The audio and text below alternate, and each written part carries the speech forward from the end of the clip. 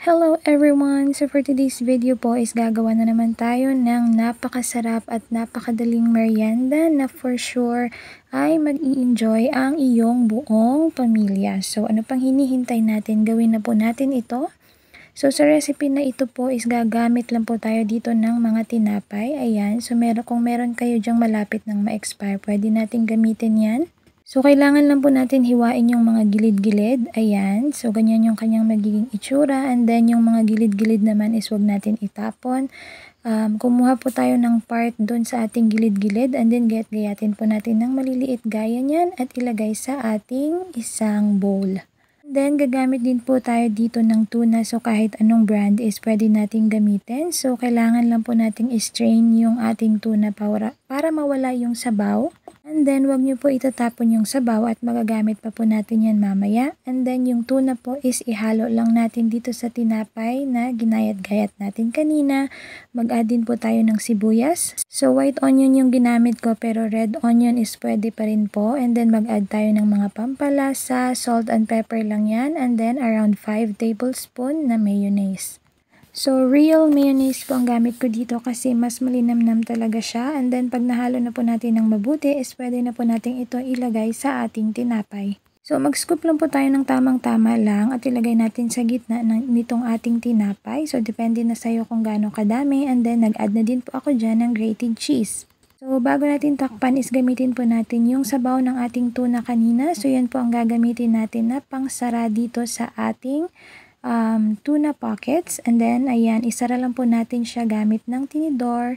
So, back to back po yung pag-lock natin para talagang sarado siya. Ayan, and then ulit-ulitin lang po natin gawin yan hanggang sa maubos natin lahat ng tinapay na gamit natin dito. Ayan, mas maraming cheese, mas masarap. Ayan, so madami-dami din po yung nagawa ko dito kasi madami akong tinapay na natira. Ayan, so close lang natin ng mabuti. Ayan, so baliktaran para mas masarado siya ng mabuti. Ayan, and then after nyan guys is gagamit din po tayo dito ng eggs. So yung dami ng eggs is depende na din kung gaano kadami yung packets na ginawa mo. So 2 eggs yung gamit ko and then sa isang lagayan naman is yung ating breadcrumbs. Ayan, so batihin lang natin yung itlog and then pag okay na is isawsaw natin dyan yung ating bread and then pagulungin lang po natin ito sa ating breadcrumbs.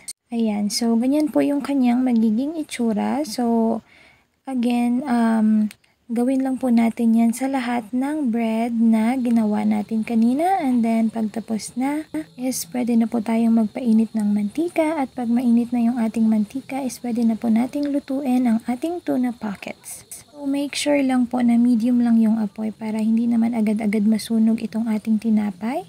And then pag okay na yung kanyang kulay, pag brown na siya is pwede na nating baliktarin hanggang sa maluto na ng tuluyan yung lahat ng sides. So, ayan. So, ganyan po yung kanyang naging itsura nung naluto na siya. At talagang napakabango niya habang niluluto siya. Ang bango ng cheese, ang bango ng tuna. Ang ganda-ganda talaga ng kanyang itsura. Nakakatakam sobra. Ayan. So, madami-dami din po ang aking nagawa dito. At talagang busog na busog ang kakain nito. And then, tingnan nyo naman yung kanyang itsura guys. Ganyan. Yan, wow. Ang sarap ng kanyang itsura at talagang napakabango ng kanyang laman. Pag gumawa ka ng ganitong klaseng merienda ay talaga namang sulit na sulit ang pagod at effort sa paggawa nito. At saka konti lang din naman yung ingredients na kakailanganin natin. Lahat yun is mabibili lang naman sa mga tindahan sa labas ng bahay natin. So, ganyan po yung kanyang magiging itsura. Kaya, pag meron kang ng mga ingredients na ito at wala kang maisip na meriendahin, nako, it's a sign na itry mo na talaga ito. Talagang napakasarap. I'm very sure na magugustuhan po ito ng inyong buong pamilya. So, enjoyin po natin. And thank you so much for watching. If mahilig ka sa mga easy, simple at budget-friendly na recipe, don't forget to like and follow my page para maging updated ka sa susunod ko pang maging mga uploads. Maraming salamat po sa panonood. Have a great day. Enjoy your merienda. Ang sarap po nito. Bye-bye. See you!